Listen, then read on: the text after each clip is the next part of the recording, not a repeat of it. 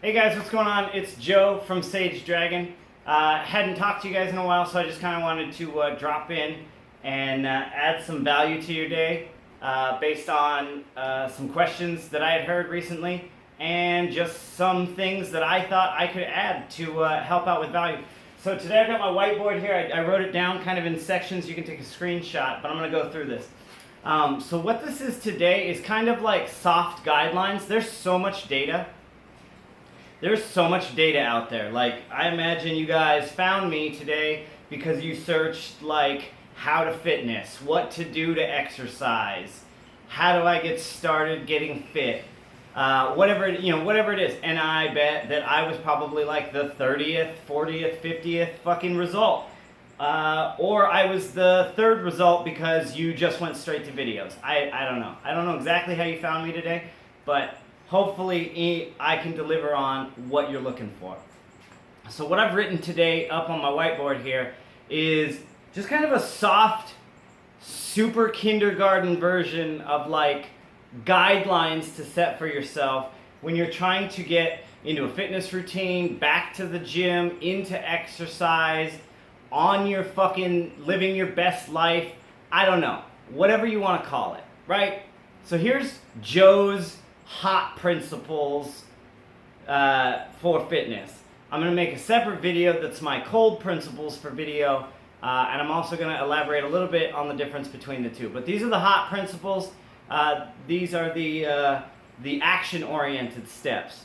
So the first thing you need to be doing is you need to go to the gym. I don't care if the gym is a park bench at Hippie Hollow, a quarter mile down a path from your house. I don't care. Whatever you decide is going to be this ritual space that you're going to call the gym, the rock garden, the box, the fucking iron, the dungeon, it doesn't matter. The place of ritual that you go to work it out and work on your improve your fitness, you need to go there 3 times a week at minimum. While you are there, okay, this is important. While you're there at this place of ritual, at this exercise location, while you're there, you need to go hard as fuck. Okay? Hard as fuck does not mean as hard as you walked in there, but now set to fucking Kanye West's Stronger, right? That's not hard as fuck. Hard as fuck also doesn't mean like overly excited, premature ejaculation energy when you get in, you get 2 sets of your compound lifts done, and then you're done. You're like mentally done for the day. You're just gonna walk through the rest of your volume. No, that's not what that means either. Hard as fuck means like everything is elevated above the tempo of your normal day. That's your left limit, and your right limit is can't sustain it longer than the 35, 45, or 95 minutes that you're gonna be in the gym today. Okay? Like if you could do that tempo for 4 hours, that's not hard as fuck. Because the point here is to go to the place of ritual, to the gym, to the rock garden, to the box, whatever you call it, the dojo, wherever you go. To go there and to work so hard that you actually question whether or not you can survive like 10 more minutes of this. You need to be constantly facing yourself with a healthy amount of doubt. But at the same time, it can't be this fake, it has to be real effort. It can't be like, I'm really working hard, and then you get home and you realize that you could like play 6 hours worth of, ranked Call of Duty or something. Like, if you can go home and do anything at peak capacity, you didn't go hard as fuck at the gym. Okay? That's it. That's it. Lastly, go home. Go home. Like, do not go to the gym to get started and then you finish your day at the same level that the gym elevated you up to. Don't go to the gym do a couple sets that really get you warmed up, but your like immature physical fitness level doesn't know that. You think you're working hard, and then you get home and like again back to the fucking 4 hours of Call of Duty. Like, go home. You need to shift into rest and digest mode. You need to shift into like winding down mode. You need to shift into like, oh, our physiology now knows we're not doing anything. Because a lot of you get started going to the gym and you never stop. Your mental, emotional energy picks up momentum of like always going to the gym. I'm doing the gym thing now. Then in 3 weeks from now, you don't see any results and you want to know why. And the why is because you literally never recovered. You've not taken any time to recover. You've not taken any time to recuperate. It's this really weird balancing act, right? Because the irony is that our muscles won't repair and rebuild and therefore get stronger if we don't break them down. Right? So we have to break them down in order to cause the physiological rest and digest, repair and become stronger sequence. But at the same time, like, you have to, I don't know, I'm a little hyped up. This subject gets me really angry because it's sort of nuanced and it's kind of complicated, but people talk about it like it's just base facts. Anyways, not to get off track there. So, now, frequency. Let's talk about frequency. You can physically go to the gym. You can physically take yourself to the gym that you pay a gym membership at 7 times a week, provided that that gym is not like Chick-fil-A and it's open 7 days a week. Not like, hopefully you don't go to the Muncie, Indiana YMCA that's open fucking 4 days a week at times when normal people are working. But anyways, not the point. You can physically take yourself to that location 7 times a week, but I do not want you to physically exert yourself at the hardest fuck level 7 times a week. I want you to do it at minimum a 3, at maximum 4, and like really nuanced, and if you're really experienced and if you understand the fluctuation of like intensity levels that I'm talking about, you might be able to go 5, but I'm anticipating that if you're at that level, you're probably watching a different content creator anyways. This is like for newbies and first 3-year people.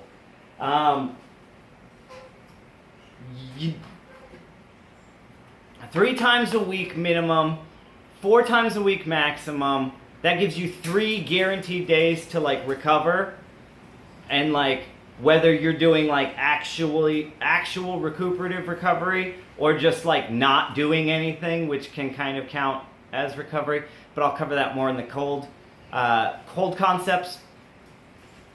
Then you need to go rest. Again, I'm just gonna harp on the fucking rest facet a lot today. I feel like I'm creeping towards the camera. I'm gonna try and back up for you. I hope I'm still in the shot. Go rest. This is gonna be a recurring theme on this hot concepts. Okay.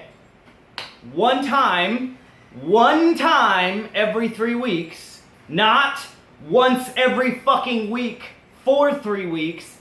That's not what this is. But one time every 3 weeks. So whether that means the last day of week 3 to you, or that means the first day of week 4 to you. Lots of wiggle room there. So within that like nuanced point, doesn't really fucking matter. Point is, one time in a 3-week cycle, look at the calendar, count 3 weeks, and then on the fucking beginning of the 4th or the ending of the 3rd, you need to have a dedicated day where you have spotter or more. Like if you're up in the bench press 3+ plates range, or you're in the squat 3+ plates, squat or bench press 3+ plates range, you need a spotter. Even if you don't need a spotter, you need a spotter for this day because kind of the whole fucking point of this day that I'm about to get to when I stop covering all the stupid shit y'all fucking do. Test your strength. 1 time every 3 weeks. Or 3 to 4 times every 3 weeks if you're going to test every individual compound lift. But the point of this, okay? A lot of people don't know what progressive overload is, let alone how or why they should program for it. Now, the how you program for the progressive overload, we're going to cover in this last little box here. So I'm not going to harp on it too much on this point. But the why is because it's literally the thing that tells you you're getting stronger without you having to neurotically stress over whether or not you're getting stronger. Okay? Also, physiology is not so fucking sensitive that you need to be testing every week or like every other fucking day or some shit like that. I was gonna try not to swear, but I don't give a fuck today. This topic fires me up way too much. Like, I can't talk without swearing. Not today. So, you could haphazardly stumble through the gym and haphazardly stumble your way through like your 1RMs and your fucking 10 RMs and your maximums and all that shit. Or, this is the much better one because this alleviates almost all the stress of it. This allows for you to focus in and get in the zone while you're at the gym and get fucking dedicated and really fucking focused on the task at hand and not next week, the week after, like how you're doing in contrast to the week you started. Any of that fucking bullshit that draws our attention away from this fucking set, this fucking lift, this fucking rep, right? Anything that draws away from that during our span of time, and we'll talk about socializing on this topic, but like later in this video. Anything that draws our attention away from is a fucking detractor, and it's a negative factor, okay? So, every 3 weeks, you need to test. That testing period is the only time you are going to have to worry about what weight is on the bar, was it fucking clean or not, like, etc. All the other time, this test number is going to prefabricate all your numbers for the next 3 weeks. If you have a question of like what intensity you should be working at today on your, I don't know, I'm going to just keeping it simple, your bench press, and you see that you started with 130 pounds on your bench press and you did it 10 times, then like now we're going to test, and we're going to test a fucking 5 rep maximum or a 3 rep maximum, or even if we brought us a spotter, a true 1 rep maximum today that we're going to build up to, we're going to work on, which we'll cover on testing days, specific testing day. But we're going to like have a structured scaffolded day where we worry about weight and we worry about whether it's clean or not. Okay? Because then that's going to break down into our percentages. We're going to be able to mathematically determine based on our mathematically decided true 1 rep or true 5 rep or whatever rep scheme we decide to go with. And again, this is an anxiety we can cover on another day. This is something that we will think about on one of our 3 or 4 off days. Well, we're still thinking about the next time we're gonna be in the gym, but our task at hand today is to not be in the gym. This is when we get out our notebook and we write down our 1RMs, and then we mathematically convert those into 30%ers and 50%ers, and then decide how many fucking reps we go with them on those, okay? But that's the purpose of the test day. The purpose of the test day is so that, what day is it today? Fuck, I don't know. COVID-19 has been in effect for too long. I think it's a Tuesday because I don't have a boot camp tonight. So I think it's either a Tuesday or Thursday.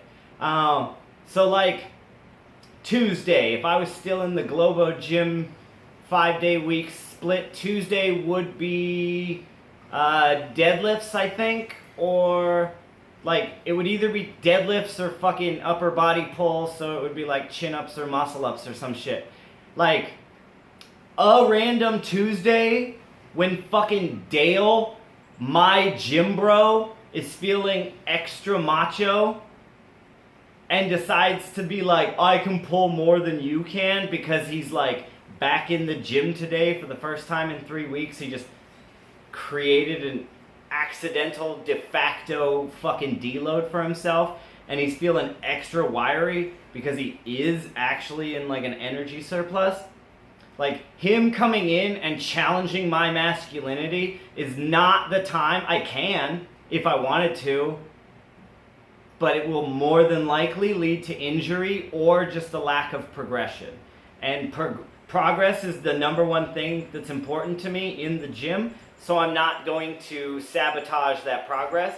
So therefore, like, a random challenge of strength from Dale on a random fucking blowing up on a Tuesday is not the day to, like, decide that I'm gonna go for fucking 4 plates on my deadlift or some shit. You know what I mean? When also, like, I'd also just been working in at like 3 plates or some shit. Like I've already incurred too much fatigue for me to get a true 1RM. I've already gone too far into my warm-up to then be testing. I need to just stick to the path of like doing my fucking steady state strength building that day or whatever.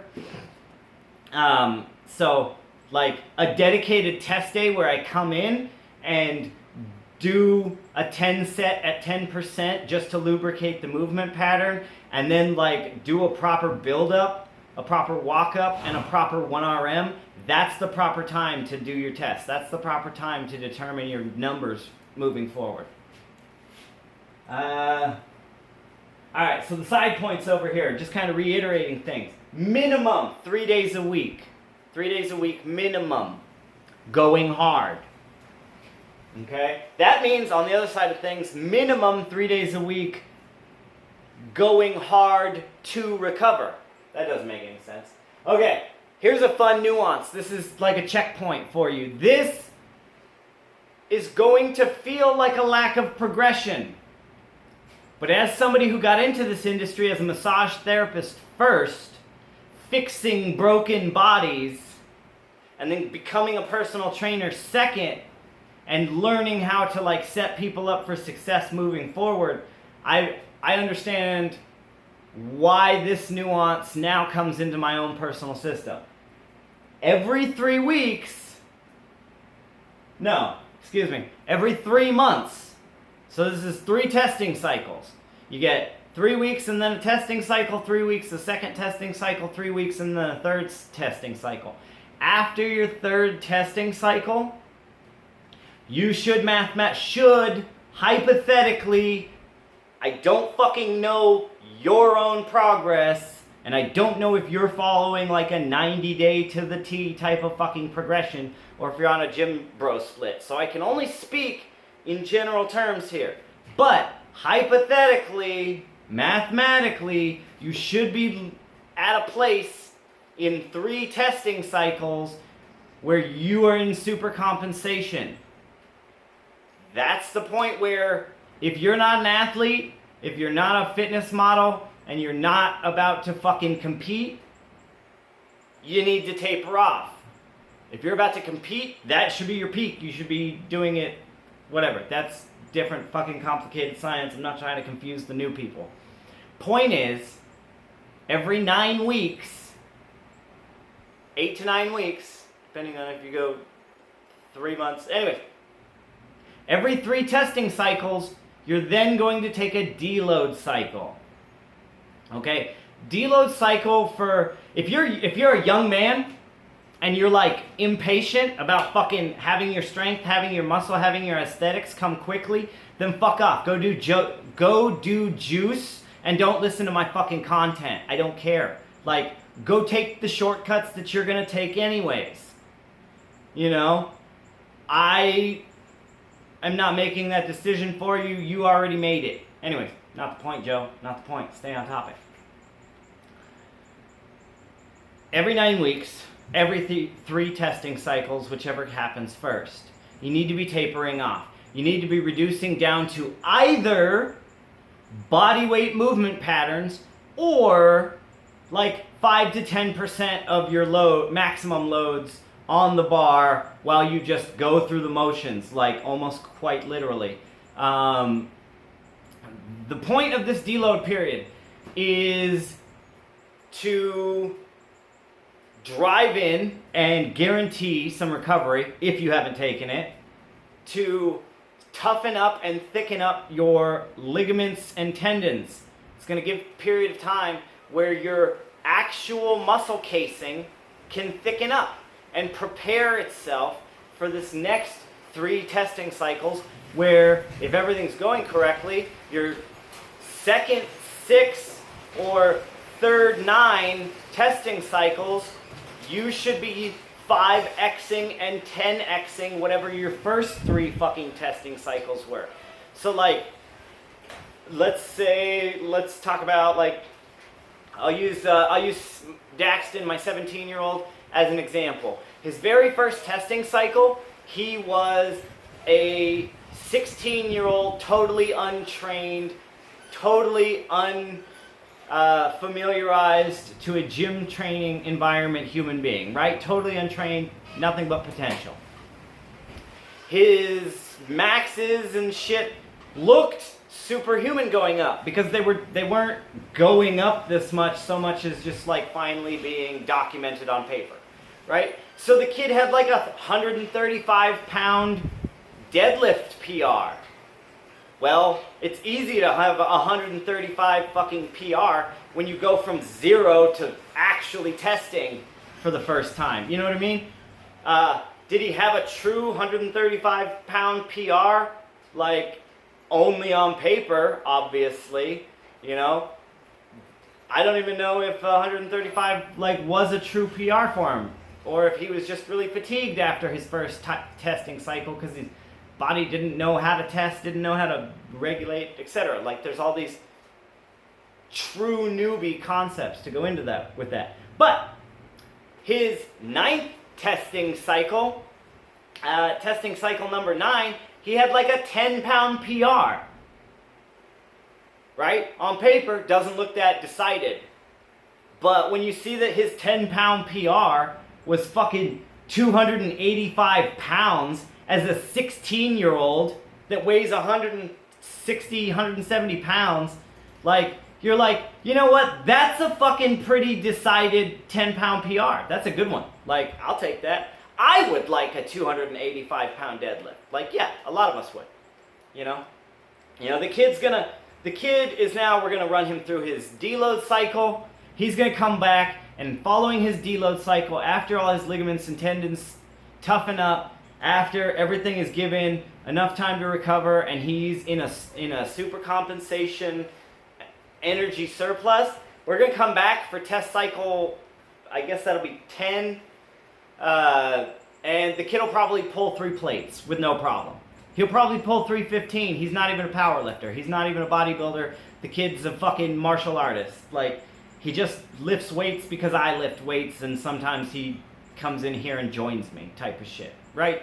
Anyways, but that like 135 pounds PR at the beginning, when we were deciding his 1RMs with it, his intensity with it, that was like small, right? But that 285 now, because his base multiplier has changed, the 10% is going to look considerably different, right? So I hope I drove that point home. Probably not. This is probably just going to go up as a big-ass rant. Doesn't matter. Okay, so we talked about deloading intensity for a 3-week period every 3 months or 3 testing periods, whatever. I like to keep it simple math, even though when I verbally eloquate this to you guys, it just comes out and it's a big, long, complicated sounding, convoluted rant of horseshit. The last point is to intensity. You're going to elevate your intensity after testing days. Okay, so this brings me back. Now we're going to kind of come full circle. I'm going to talk about progressive overload a little bit more. If you are not progressively overloading, you are not getting stronger. If you are not getting stronger, your physiology is not changing. If your physiology is not changing, your aesthetics probably look the fucking same than they did approximately to where you started, right? You don't look like, you still look more like,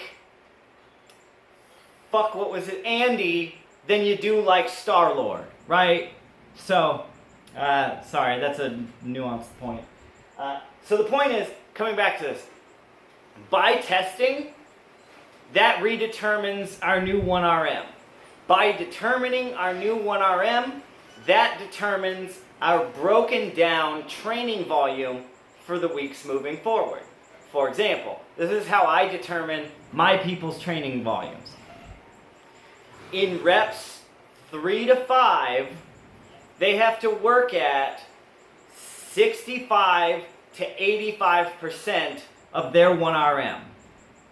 In reps 6 to 12, they have to work 30 to 45% of their 1RM. Okay?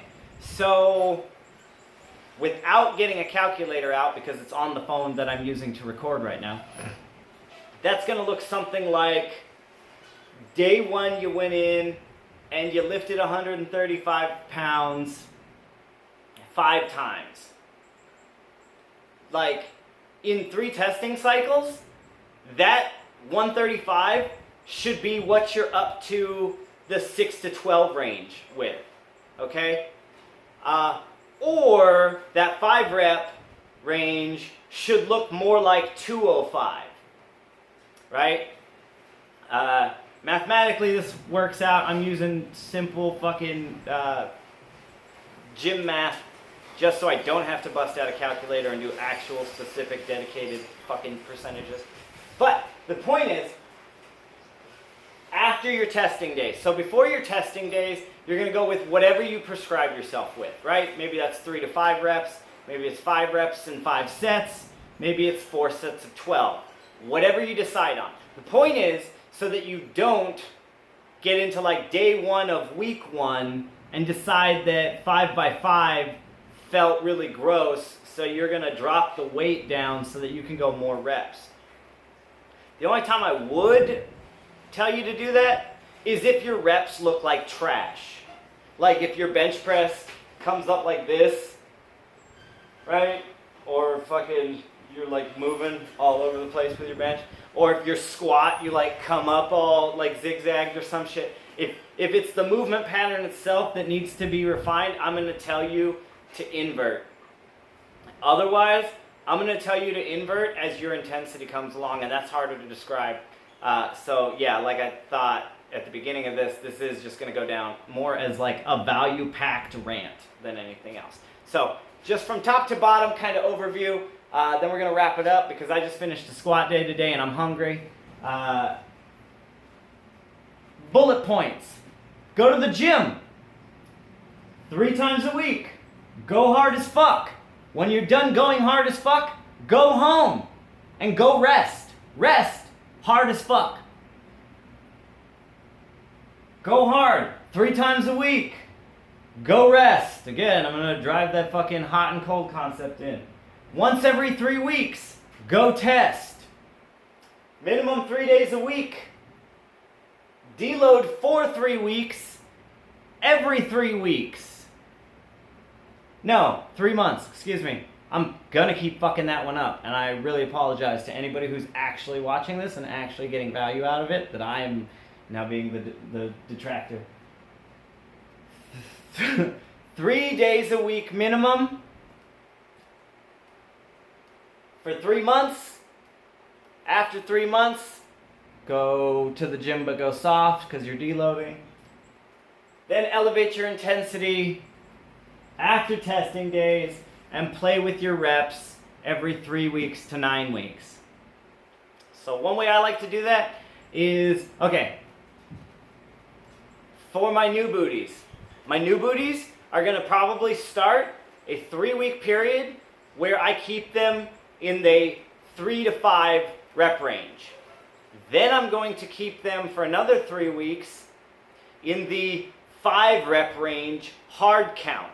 Minimum of 5, maximum of 5. Do not give me 6 or 7. And I'm going to make you do 5 sets at those 5 repetitions for 3 weeks. And I'm going to make you choose 5 exercises, 5 exercises that complement each other. Wow, I'm getting really hungry. My words are starting to go. Then, the third set of 3 weeks, I'm probably going to flip the script on them entirely. They're going to get to do 3 to 4 sets, but all their sets are going to be to 12 repetitions. And they're probably going to be at relatively the same weight. I do that for a couple different reasons. One is to just show them their strength gains. Another is to show them that, like,